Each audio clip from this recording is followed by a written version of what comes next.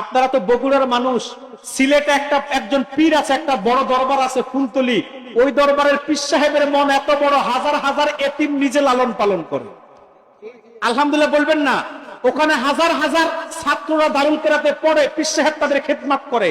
পীর সাহেবের মন এত বড়, আপনাদের একটা ধারণা ভাঙায়। আপনারা তো মনে করেন পীর সাহেবরা শুধু নেয়, পকেটে ঢুকায়, বের করে না। না, এটা ভুল ধারণা।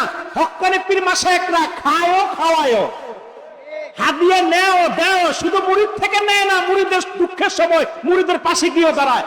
ফুলতলির বড় সাহেব যিনি এখন আছে, আমি তিনাকে বলি হাতেম তাই, যিনি অসংখ্য মানুষের ঘর তৈরি করে দেয়, অসংখ্য মানুষকে, গরিব মানুষকে ঘর তৈরি করে দেয়, আগুনে পুড়ে গেলে তার ঘর বাড়ি তৈরি করে দেয়, হাজার হাজার এতিমকে লালন পালন করে। শুধু তাই না, অসংখ্য মানুষের খিদমত করে, খিদমতে খালকে বিশাল দৃষ্টান্ত তিনি স্থাপন করেছেন।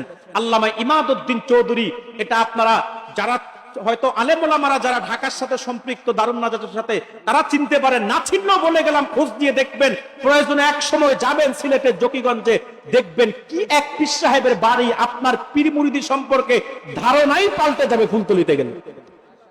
গেছেন তিনবার? হ্যাঁ, ঠনঠনিয়া থেকে তিনারা 3 বাস গেছে, গরু জবাই করে পীর সাহেব রাতের বেলা খাওয়াইছে, রাতের 1টায়। বুঝেন না? এটা তো সাধারণ বিষয়। লক্ষ লক্ষ লোক বালাইহাওয়ার উপস্থিত হয় মাহফিলে, লক্ষ লক্ষ লোকের মেহমানদারি করে, কোনো আওয়াজ নাই। আদব শৃঙ্খলার ক্ষেত্রে এক অনন্য। কেন বললাম? আপনাদের পীর সাহেব বড় মনের। আপনারা বিভিন্ন জেলা থেকে যত মুরিদানরা এসেছেন, আপনাদের জন্য তিনি গোশত ভাত মেহমানদারির ব্যবস্থা করেছেন। আলহামদুলিল্লাহ বলবেন না? আলহামদুলিল্লাহ।